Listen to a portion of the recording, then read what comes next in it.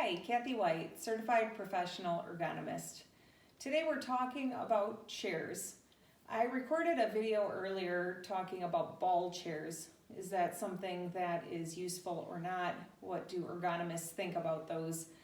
I'm following that up with a video talking about what I'm sitting on right now, which is a kneeling chair. This is something that you may have seen. I'll just step out for a moment so you can understand what this looks like. You have a seat pad here, and then you have a pad that your knees rest on here.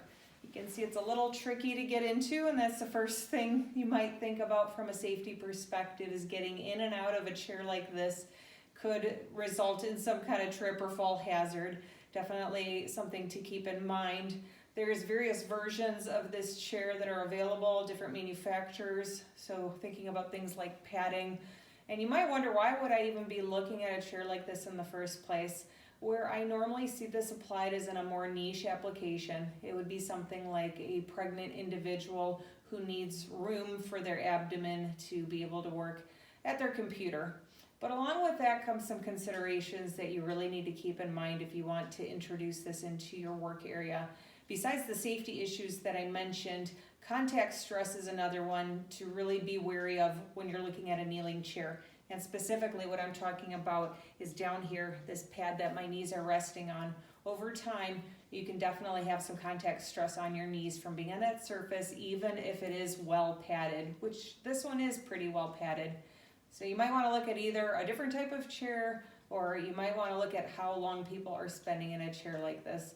The other piece that's really important, and the same issue that I talked about with an exercise ball chair, is that you can see there's no backrest here. I am in the seat pan. You can see the seat pan's at an angle, so I have actually a pretty good angle here from my torso and my legs, pretty open, which is good. However, I have to be really mindful if I'm in a chair like this that I'm keeping my ear, my shoulder, my hips all in a nice vertical line so that I can maintain the natural curves of my spine. That can be challenging to do over time, to be maintaining this posture. Typically, people do tend to slump over time.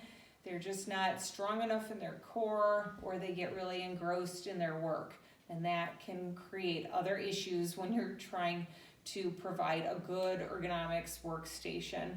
Definitely, as I mentioned, keep in mind these cautions. Contact stress, safety, and back slumping are the three main issues to consider with a kneeling chair, and what kind of manufacturer you're working with that particular type and design, padding, that sort of thing.